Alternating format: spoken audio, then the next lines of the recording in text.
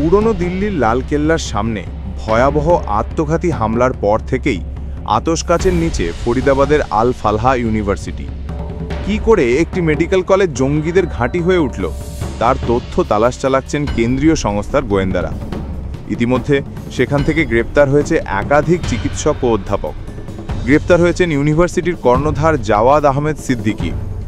তদন্ত যত এগোচ্ছে ততই এই বিশ্ববিদ্যালয় ও তার কর্ণধারের বিরুদ্ধে উঠে আসছে চাঞ্চল্যকর তথ্য। মঙ্গলবার দীর্ঘ তল্লাশির পর জাওয়াদ আহমেদ সিদ্দিকীকে গ্রেফতার করে ইডি।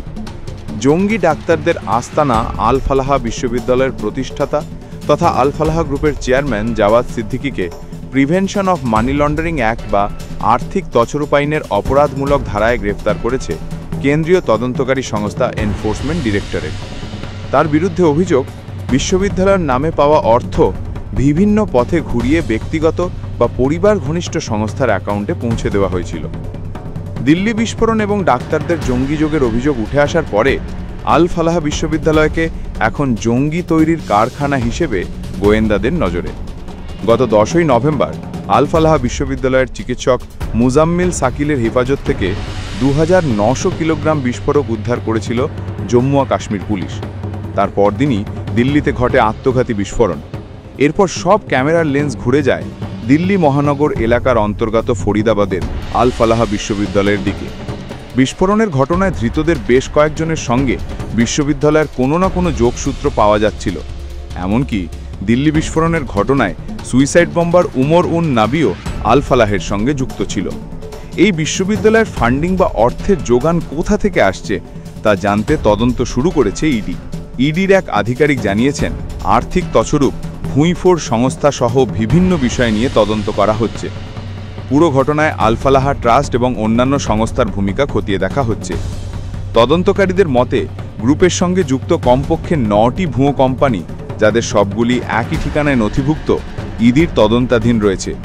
মঙ্গলবার সারাদিন এই সূত্র ধরে কমপক্ষে 25টি জায়গায় অভিযান চালায় ইডি। দিল্লির ওখলাতেও আল ফালাহ বিশ্ববিদ্যালয়ের শাখায় চালানো হয় অভিযান। নিরাপত্তার জন্য ঘিরে রাখে পুলিশ এবং আধা সামরিক বাহিনী। উদ্ধার করা হয় নগদ 48 লাখ টাকা। বিশ্ববিদ্যালয়ের ট্রাস্টের নির্মাণ কাজ থেকে শুরু করে কেটারিং অনেক গুরুত্বপূর্ণ চুক্তি দেওয়া হয়েছিল জাওয়াদের স্ত্রী সন্তানের মালিকানাধীন সংস্থাগুলিকে। এদিন তল্লাশি চালিয়ে একাধিক ডিজিটাল ডিভাইস এবং গুরুত্বপূর্ণ নথি উদ্ধার করেছে তদন্তকারীরা। এছাড়াও কয়েকটি শেল কোম্পানিরও সন্ধান পেয়েছে সংস্থা, যেগুলিকে অর্থ পাচারের কাজে ব্যবহার করা হয়েছে বলে সন্দেহ। হরিয়ানার ফরিদাবাদ জেলার ধৌজ এলাকায় আল ফালাহ বিশ্ববিদ্যালয় ও মেডিকেল কলেজের বিরুদ্ধে অভিযোগের অন্ত নেই। ফরিদাবাদের স্থানীয় গ্রামবাসীরা অভিযোগ করেছেন, 1990 সালে যখন বিশ্ববিদ্যালয় ক্যাম্পাসের সম্প্রসারণ শুরু হয়েছিল, চ্যান্সেলর নির্বিচারে অনেক গ্রামীণ রাস্তা দখল করেছিলেন। প্রাথমিকভাবে ইঞ্জিনিয়ারিং কলেজটি 30 একর জমিতে নির্মিত হয়েছিল, কিন্তু পরে আশেপাশের জমি কিনে ভবনগুলি প্রসারিত করা হয়েছিল। বর্তমানে 76 একর এলাকা জুড়ে বিস্তৃত সেই বিশ্ববিদ্যালয়। বিশ্ববিদ্যালয়ের সব নির্মাণ কাজ বন্ধ করা হয়েছে। ডক্টর উমর ও অন্যান্য অভিযুক্তরা বিশ্ববিদ্যালয়ের সঙ্গে যুক্ত হওয়ায় তদন্ত আরও জোরদার করা হয়েছে। বিশ্ববিদ্যালয়ের তদন্তকারী সংস্থাগুলির তৎপরতা নিরন্তর বাড়ছে। সূত্রের খবর, বিশ্ববিদ্যালয় ক্যাম্পাসের অনেক জায়গায় নতুন ভবন নির্মাণ করা হচ্ছিল। তবে ডাক্তার মডিউল নিয়ে তদন্তকারী এজেন্সিগুলো পদক্ষেপ শুরু করার পরে ঠিকাদার কাজ বন্ধ করে দেয় এবং শ্রমিকরা ঘটনাস্থল ছেড়ে চলে যায়। ফরিদাবাদের আল ফালাহ বিশ্ববিদ্যালয়ের কর্ণধারের ভাইকে প্রায় 25 বছরের পুরনো একটি জালিয়াতির মামলায় হায়দ্রাবাদ থেকে মধ্যপ্রদেশ পুলিশ গ্রেফতার করেছিল।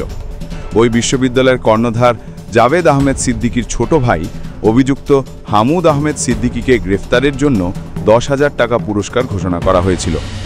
পুলিশ সুপারিনটেন্ডেন্ট গ্রামীণ ইয়াংচেন দোলকার ভুটিয়া সাংবাদিকদের জানিয়েছেন, মধ্যপ্রদেশের মৌ শহরে প্রায় 40 লক্ষ টাকার বিনিয়োগ জালিয়াতির অভিযোগে দায়ের করা 3টি মামলায় রবিবার হামুদকে গ্রেফতার করা হয়েছে।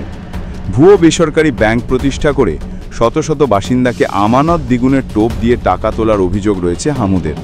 কেলেঙ্কারি ফাঁস হতেই 2000 সালে তিনি নিখোঁজ হয়ে যান। পুলিশ কয়েক দশক ধরে তাকে খুঁজছিল। অবশেষে তাঁকেও গ্রেফতার করা হলো। জানা গিয়েছে, সিদ্দিকী ভাইদের পূর্বপুরুষের বসবাস ছিল মধ্যপ্রদেশের মৌয়ের অর্থাৎ বর্তমান আম্বেদকর নগরের কায়স্ত মহল্লায়। জাভেদ এবং হামুদের বাবা মোহাম্মদ হাম্মাদ সিদ্দিকী সেখানে কাজী ছিলেন। পুলিশ সূত্রে খবর, 90-এর দশকের প্রথমের দিকে সিদ্দিকী পরিবার একটি ইনভেস্টমেন্ট কোম্পানি বা বিনিয়োগকারী সংস্থা খুলেছিল। স্থানীয় সেনাকর্মী, সেনার ইঞ্জিনিয়ার, ব্যবসায়ীদের সেই সংস্থায় বিনিয়োগ করার জন্য আশ্বাস দিয়েছিলেন তারা। কাজী মোহাম্মদ হাম্মাদ সিদ্দিকী এলাকায় সজ্জন ও সম্মানীয় ব্যক্তি হিসেবেই পরিচিত ছিলেন, আর তার সম্মানের কথা চিন্তা করেই অনেকে সেখানে বিনিয়োগও করেছিলেন। কিন্তু সংস্থা ডুবে যাওয়ার পরে জাওয়াদ এবং হামুদ একে অন্যকে দোষারোপ করে মধ্যপ্রদেশ ছেড়ে যায়। দিল্লি বিস্ফোরণের পর ফের তাদের হদিশ মেলে। শুধু তাই নয়, আল ফালাহ বিশ্ববিদ্যালয়ের শুধুমাত্র একটি সম্প্রদায়ের ছাত্রদেরই পড়াশোনার সুযোগ দেওয়া হয়। সেখানে হিন্দু ও শিখ সম্প্রদায়ের ছাত্রের সংখ্যা নগণ্য, এমনকি সংরক্ষণ বিধিও মানা হয় না বিশ্ববিদ্যালয়।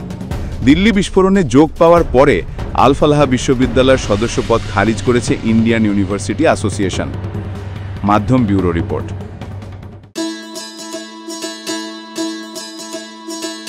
गरीबी मिटेगी, समृद्धि बढ़ेगी।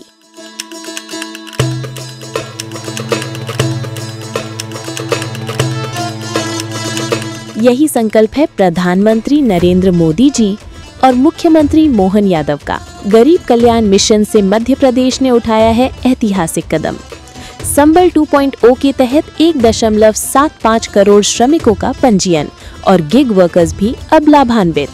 हजारों श्रमिक परिवारों को 224 करोड़ का भुगतान। 39 लाख लोगों को मिला भू अधिकार पत्र, देश में प्रथम स्थान।